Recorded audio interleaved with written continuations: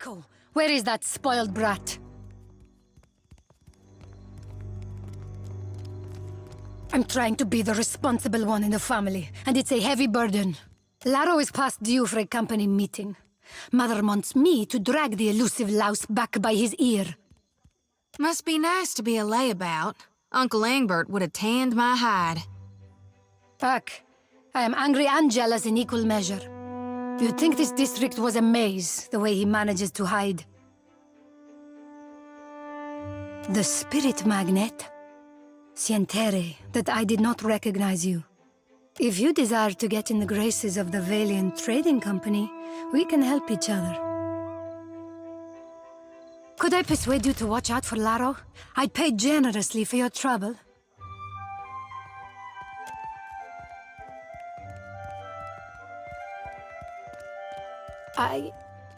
I'm concerned because Laro tends to feud with Orso, one of the local Valera rats. The Valeras, a brood of sea vermin playing at nobility. We squabble and compete, but Laro, the pastinago, takes it too far. Because, see, I only manage the family business. Better to ask why Laro isn't sprinting back to look after his birthright. It's Ali Bardato. The Valiant Trading Company leans on her to finance their mission. If only more of her offspring were as accomplished.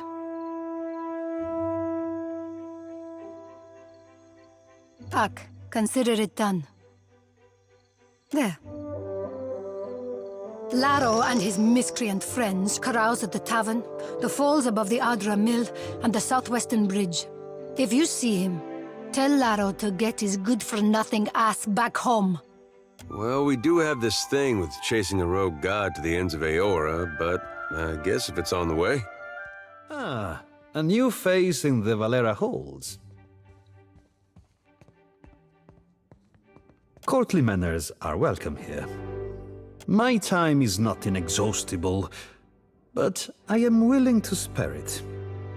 What can I do for you? Valera ships escort goods and merchants from island to island across Deadfire.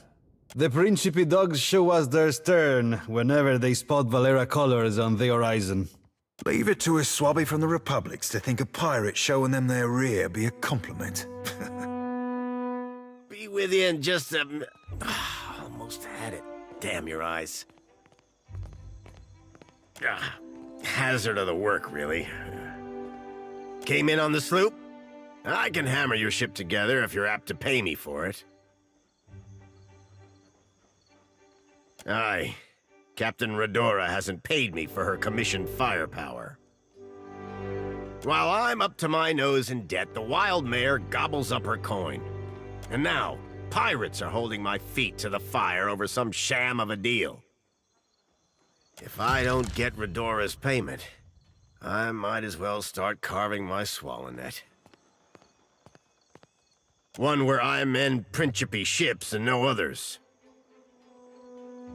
And here I'd have thought a shipwright would be eager for an exclusive contract.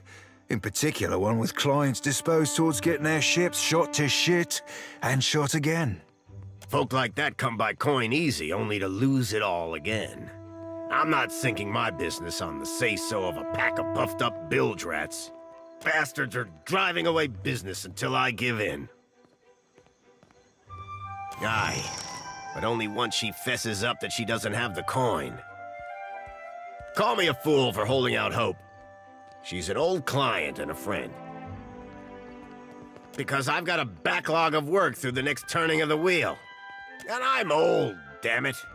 These hips won't carry me to the mare and back without a fight. In other words, we need to go to the Wild Mare. Well, that's just fine and dandy. Mare's a right popular place. There are worse favors I could ask. You'd do that? A fair price goes without saying, Cully. It all comes down to blasted pans and pyres in the end, doesn't it? Oh, come take a look. You the one causing trouble in Cotter's neighborhood.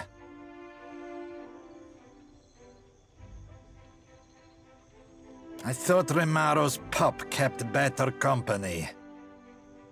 Ahoy, friend. So you still be doing that old referring to yourself by name thing? Would have thought it'd have cost you enough lays by now to be dropping that affectation. Cotta has not missed the sound of your voice, Seraphin. Your smoke and mirror ghosts do not impress Kaletzia, and they do not scare Cotta. Sorry, Valian names all sound the same to me. Which one is the pretty wolf? You'll know soon enough.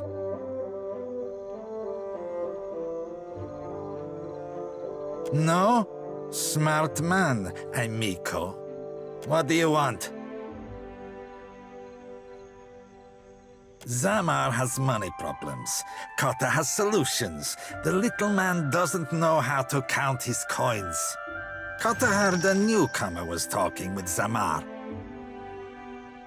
Wrong play, Cotter. Let's be keeping this a friendly fucking chat. Lest the captain be calling your raise. Look, Selezia. Your supper comes with blue fur.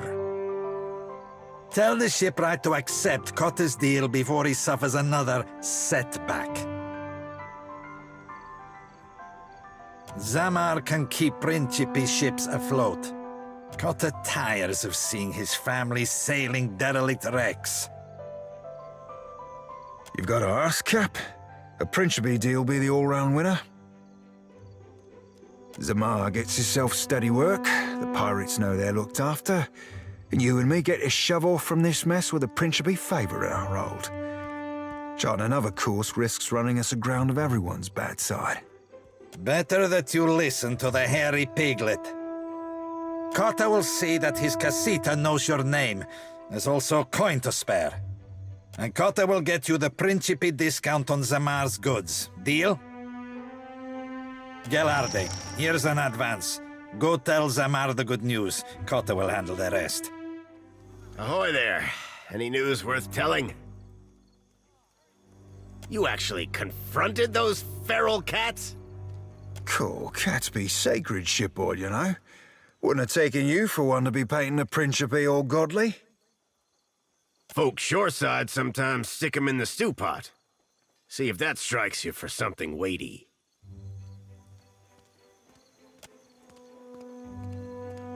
I needed coin, not a middleman to negotiate with cutthroats. That doesn't make it right. I won't be held down by schemers and killers.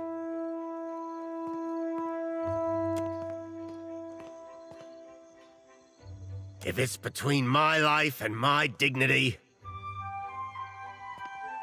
the Principe have their shipwright. And may Andra take them for it. Lady Izali Bardato.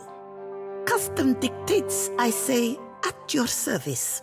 But I have not the time for such lies. Will your animal be tracking mud through my estate? I will hold you to it. If you have business with House Bardato, then speak on.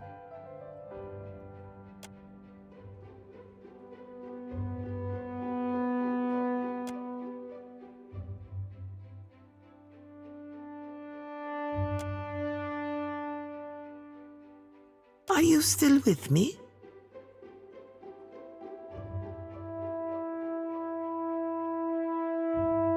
Well, I will endeavor to hold your interest next time. Ugh, my bank shoulders the cost of the Valian Trading Company's operations in the Deadfire. It is said that no Valian may wipe themselves unless a Bardato signature approves it first. If that's true, we gotta stop shaking hands with them. I'm certain you've touched worse, farmhand. Why, hello. Could Steely at your service. I can tell that you're new to the Deadfire. Maybe you're still getting your bearings? Some of my herbs can help with seasickness or worse afflictions. It's nothing personal. You just have that taking everything in look about you. Give it time. It'll pass.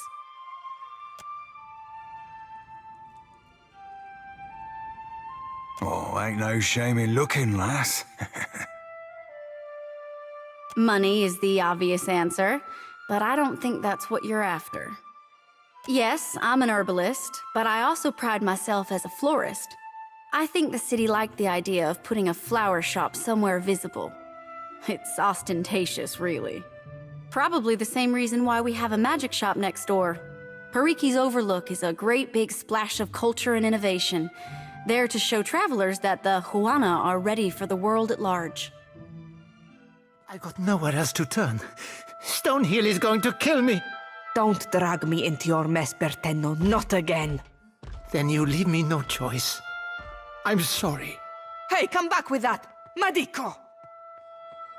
That flaccid Batso! Imp, you had none of that, huh? That's what I thought. What am I going to do? Think, Fascina. My postenago of a lover stole Rokawa's fingers. The master will kill me if I don't get them back. He must have wanted to raise some fast coin. Arkemir will flay me alive over those damned gloves. Is it strange? I don't know. Go consult Arkemir's grimoire if you're that curious. Not that it's any of your business, but Bertenno used to spend a lot of late nights here. I got into the construct's guts and marked off Bertenno as a safe visitor so they would not attack him. And before you ask, no, I will never do this again. You do not know Arkemir, do you? He is as cheap as a Wodican clerk. Whatever he loses from those gloves, he will take out on me. Somehow. He said that he's in debt to a Rautayan captain by the name of Hamuto Stonehill. By all accounts, a deadly serious man. You will? If you are expecting some payment or reward, I do need to keep this under wraps. You look capable. While I am stuck behind this counter, I am in no position to refuse help. A discount goes without saying. You're saving me a world of trouble by doing this. Thank you. I do not know where Bertenno fences his goods, but he mentioned an appointment at the Bra Citadel docks. Hamuto Stonehill must be as dangerous as he sounds, or else Bertenno wouldn't be so panicked. I am the apprentice of He of Many Colors. That's plain old Arkemir to you. What few spells I know have names like Arkemir's Dripping Scourge or Arkemir's Malevolent Codpiece. He made me conjure a household staff of imps. Horrible, chittering things. I think it's because he knows I hate them. He makes me call him by the titles he's earned in his long career. I can also call him by the titles I've made up since the start of my apprenticeship. To me, he's the bringer of foul wind, the teeth of suckling imps, and the herald of dirty slippers. I don't give two pyres for your tribal pride, and I wager that Arkemir cares even less. If this is what passes for Rautai in diplomacy, your Hazanui has bigger problems. If you've come to see Arkemir, you're too late. He left the estate on wizard business. Tamar and I wanted something from Arkemir. Our powers of persuasion leave much to be desired. The wizard got his hands on a Huana tablet, the Harapo epic. I came to reclaim it for Rauatai. In the middle of my negotiations, this little pest showed up with a claim on it. The Harapo epic belongs to the Huana. The Queen sent me to remind you both.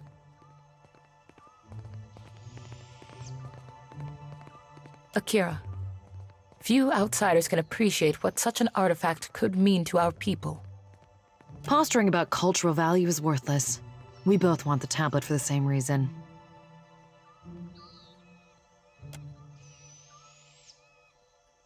There are things better left unsaid. While I'm standing here, you mean? Akira, I don't deny it. A spellcaster, and a damn good one, specializes in hexes and illusions. He and his apprentice run the Dark Cupboard, a local magic shop. I believe that he had dealings with black market treasure hunters. Not that the Queen will implicate him. She's too preoccupied negotiating with the warmongers at her door. Arkemir could be drinking Kawiki wine with dead kings. There's no finding him if he doesn't want to be found.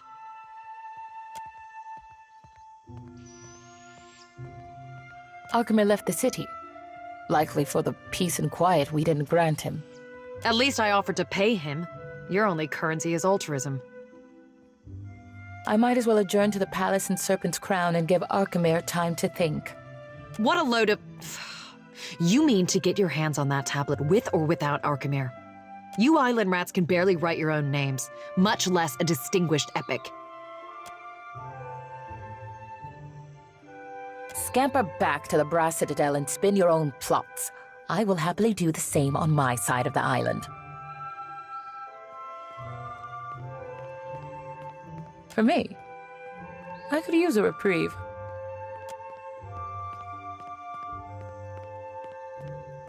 These are frustrating times we live in. What say? There's always Facina, Arkemir's apprentice. No love lost there if whispers are true. Arkemir seems to enrage those of his inner circle, not excluding the imps. Akira, I say the relevance of the Harappo epic can't be overstated. It could prove a touchstone for the Huana. It could even... Sorry, you go ahead. The story could speak to the values and beliefs of our ancestors. The language structure, narrative voice, and use of metaphor can tell us something about the time of its inscription. We could even... I've lost you, haven't I? Akira, I tend to go on. Akira, from the Journal of Rakua, an explorer who found the tablet on a remote island some 20 years ago. Unfortunately for Rakua, the most we found of her was her journal among the flotsam of a shipwreck. They think the tablet can show them, well, the way to Ukaizo. Akira, it's a mythical island, but that isn't stopping any of us from rushing to claim it first. It is important to all who call the Deadfire home. I only tell you this because I know you can be trusted. The epic is supposed to contain information on Ukaizo. Nothing as dramatic as a set of coordinates, but anything helps. Stories are also important to the Huana. Much of who we are is still missing. Akira, the pleasure is mine. Takehu, you have shirked your duties for the last time, I say.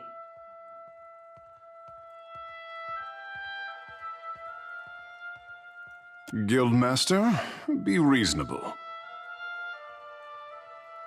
I skipped one lecture to travel up the mountain.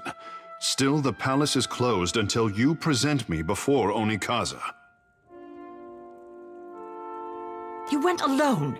I asked for patience, but as usual, you make a trench out of a tide pool.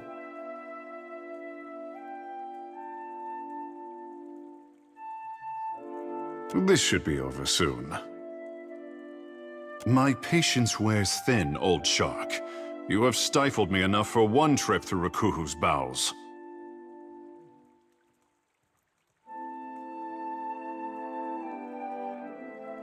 I say Ngati weeps at her petulant spectacle of a child. Ikera, the significance is clearer to some than others. For a water shaper who treasures his duty to the goddess, you spend too many days cavorting at the brothel.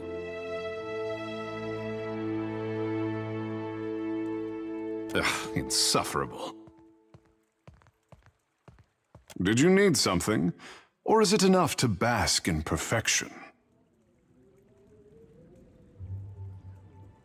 Well, through our connection to the gods, the Huana mold water like it is clay, easing it into an assumed form. We could sink every ship in Rauatai's fleet if they drew too close to the city, but some of us have gentler tastes. Some of us see water shaping for what it is, a gift of divine expression. Well, surely you have seen my works across Nekitaka. Look to the antechamber of the Kahanga Palace for my Apple of Ngati, or to the luminous bathhouse for my Dance of the Wanton Priestess. For as long as there have been Huana, there have been water shapers. But only since Tekehu has water shaping been art. Kara, I bring art to the Guild of Water Shapers, but they do not tolerate expression here. What I am is to blame, I say. A fine guess, but no. It is because I am a godlike, kissed by the fish goddess at birth. Water shaping is Ngati's gift to the Huana, and apparently I am too. Savior to the tribes.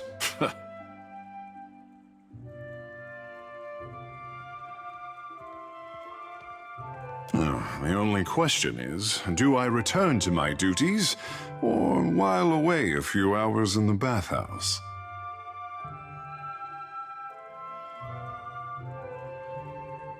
The guild can wait until I am good and ready to return.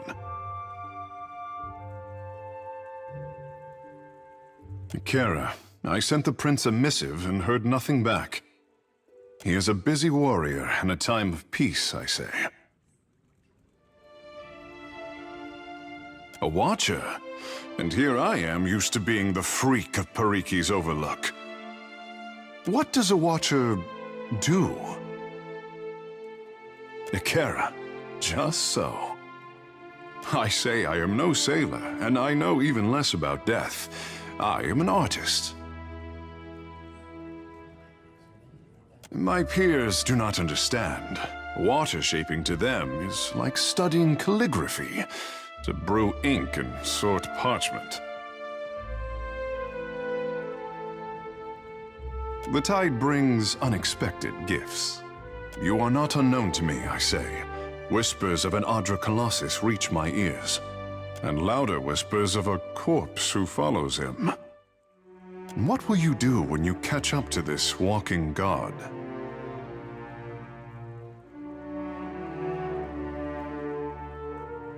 As do many mortals in the Deadfire, it seems the gods are no different. If it untangles me from the guild's apron strings, then you can mount me as the figurehead of your fair ship. Our quarters may smell of fish before long, but your crew will be more beautiful by association, I say. No one's ever called me beautiful before. Lead on. It will be good to put some distance between myself and the guild, even if we find less savory places along the way. A fair warning, Captain. Ngati gifted her favorite son with more than his stunning complexion. Good guess. Only for as long as, well, I say you will learn. In time.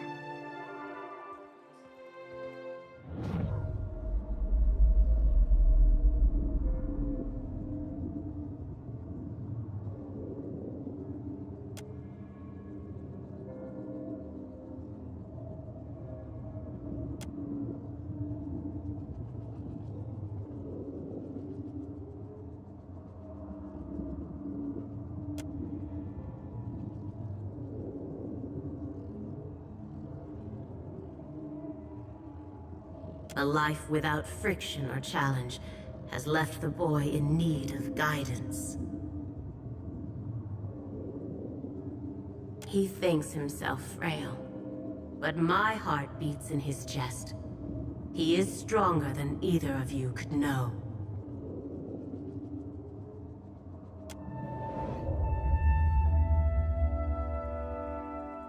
Captain, what say? You look a little blue about the gills. Ngati spoke to you. Ha! To leave her son guessing. Oh, this is my tricksome mother through and through. What mother doesn't? Oh, you must be special indeed for Ngati to speak with words. For her people, she lays out cryptic stepping stones hidden in omens. Kara, but send her my fondest wishes. The Kahunga are my tribe, but my people settled on Atua, an island too modest to deserve the attention of maps. My mortal mother tans boar hides. My father trades in the abundance of pearls and opals Atua is blessed to provide. When I was born, Father called me his blue topaz boy. Doubtless, I say, but I am the most precious gem of recent history. Godlike are revered as bringers of local change, but only Ngati's Chosen is thought to deliver an omen for all Huana at once. Ikera, high winds stirred the vigor of the seas. 2 huts collapsed before our local storm speaker could shout down the weather. They say the skies only cleared when I fell into the midwife's basket. Peace had returned to the island, or so the Mataru predicted. Oh, I could not be kept from the water, so my father taught me how to dive for pearls and azada snails. Ngati filled my palms with riches on every harvest, I say. When I came of an age to begin a man's pursuits, the Mataru reached out to the Kahunga Queen. Weighing my arrival against the forces that descended on her territory, the Queen could not invite Ngati's Chosen into the Water Shapers Guild fast enough. In hard times, the endorsement of a goddess is more valuable than currency. Ikera, speak on. Ah, the art of our ancestors, I say. To bend water to our will is a gift from Mother Ngati to her chosen people. Since devastation swept our way of life out to sea, too much of the art has been lost. Periki, founder of the guild, organized the lore of Ngati's talent into a series of postures and meditations we call the 4 forms of water shaping. Try as we might to embody Ngati's element, our bodies are not water. Ikera, this is the form of grief, a beginner's test. The body's internal water is a force that conquers all. Even the mountain will bow to the stream. The form of hope, I say. Water commands its vessel, and the vessel can be shaped as surely as the mountain. The form of metamorphosis, Ikera? The art is a challenge to grasp, difficult to master, and impossible to perfect. Unless you are Ngati's Chosen, I say. Ah, it is only by force of habit that I omit the final form. We do not speak of it in the guild. The form of transcendence.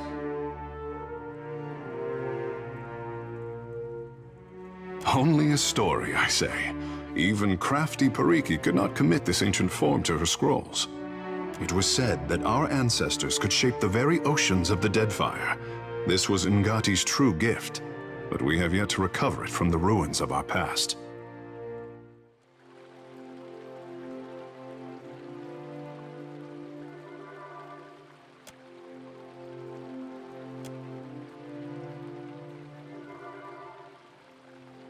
Damn it, Tikehu, why? I almost had it that time. Not even close. If you want to achieve the second form, you will need to loosen that posture. Spending a day submerged in the bathhouse always helped me. Did you need something?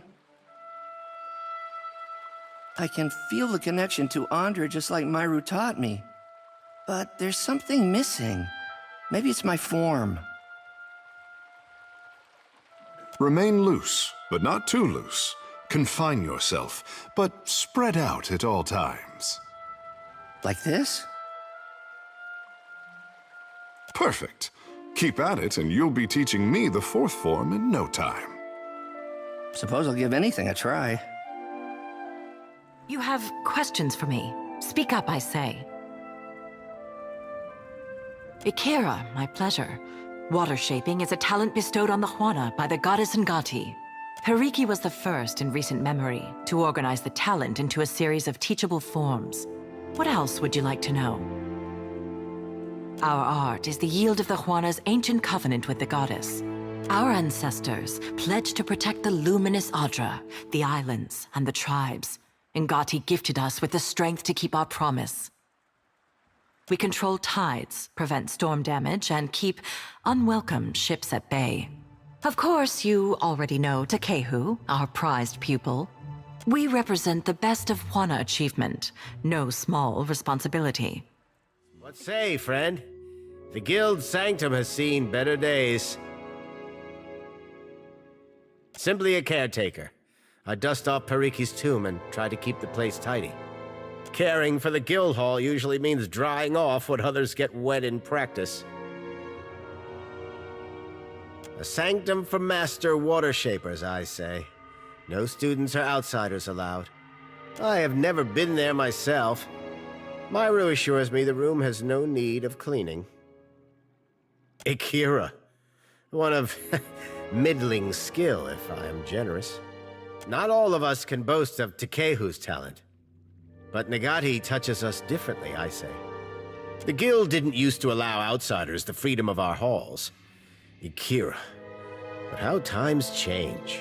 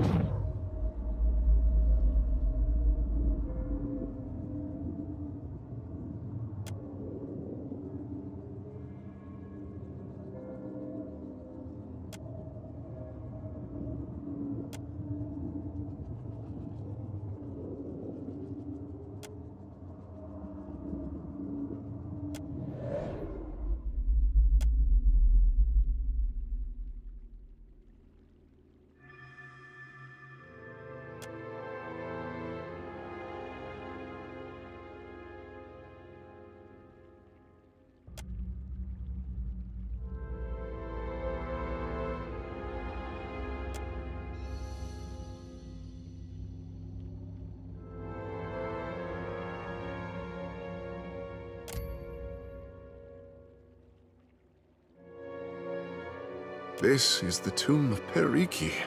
Such disrepair, I say. If you find yourself in need of comfortable garb, I'm happy to oblige. Still find that robe to your liking? Doesn't chafe your scales none? Akira, you are a wizard with bark cloth. I was the envy of the guild. Well, it helps me when Ngati's prize whelp is a walking endorsement. I've been known to rip a seam here and there, patch some shredded gear back into shape. Thought I was an armorer, did you? Assumed that my tree stump limbs and barrel chest lend themselves better to the forge than the needle? Did you see these? Soft as a pair of undisciplined bottoms. Take a man's measure before you judge his worth. If it's armor you're after, Marihi will set you up. She's got a knack for metal. Adolfentre, you go to visit the luminous bathhouse, yes? My satchel. Like a fool, I left it inside. My ship is due to sail from Nekataka with the next high tide. If I do not find it, my Kasita will surely throw me overboard. Merla, I cannot swim. I would go by myself, but... the guards, they bar the doors to me without my Kasita present. They think I am a thief. I would rather her not discover my incompetence.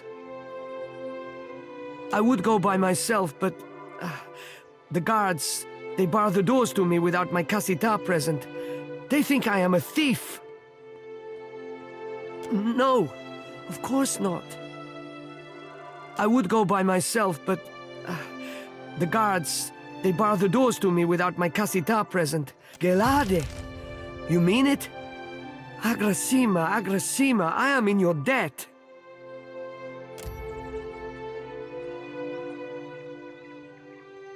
There is, one thing.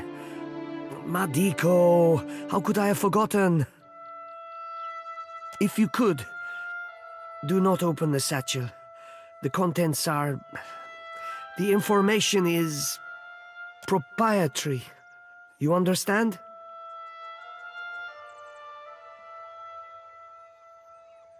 You do me a great favor. Please, when you find the satchel, meet me at Peddler's Canal in Queensberth. I see you bracht your pain, but you need come to ease it. pity.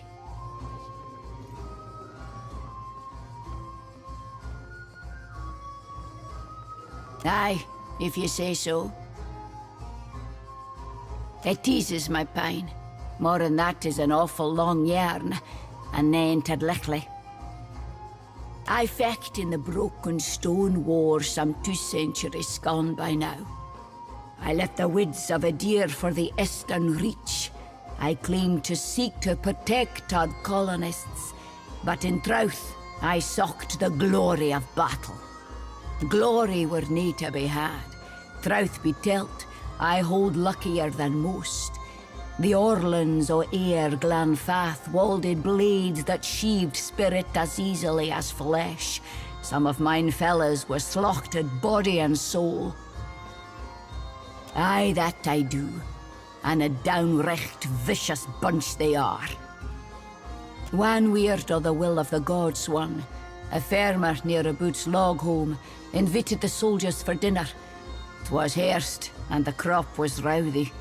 She and her man devised us a braw and gusty feast.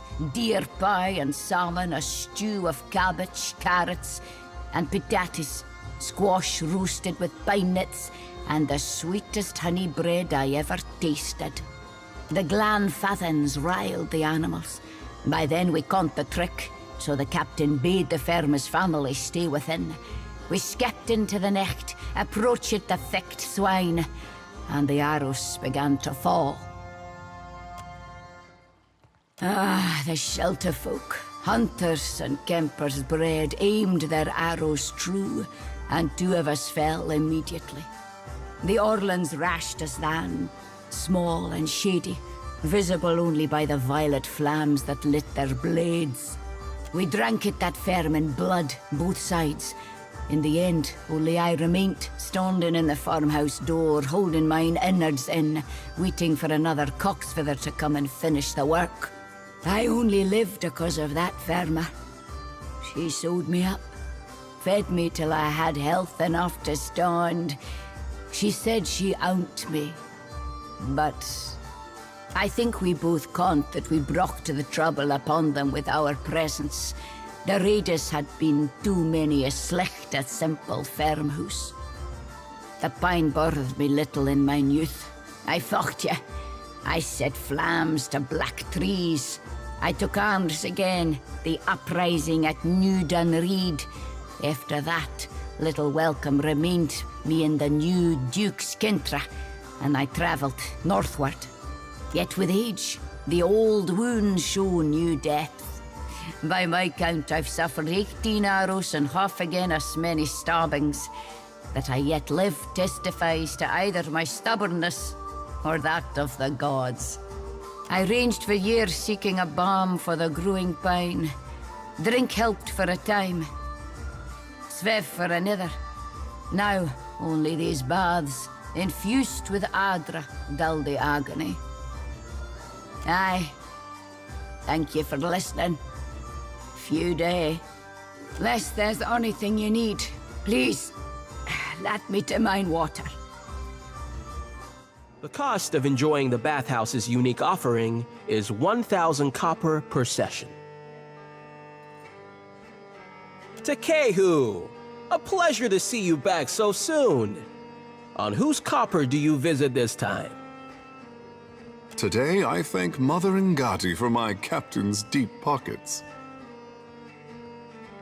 Stronger than he looks, I say. An accomplished underwater wrestler. Akira, perhaps later. A man must have his secrets. Will you be enjoying a dip in the waters then? I hope we haven't spent too much time in the baths.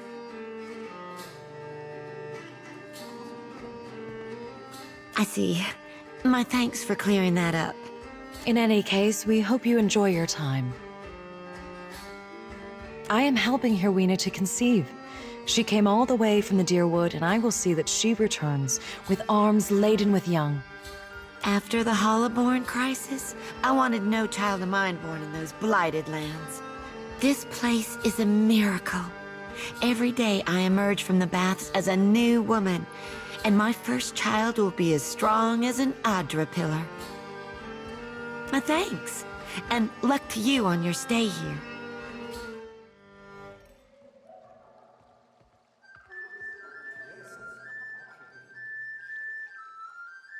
Welcome, welcome.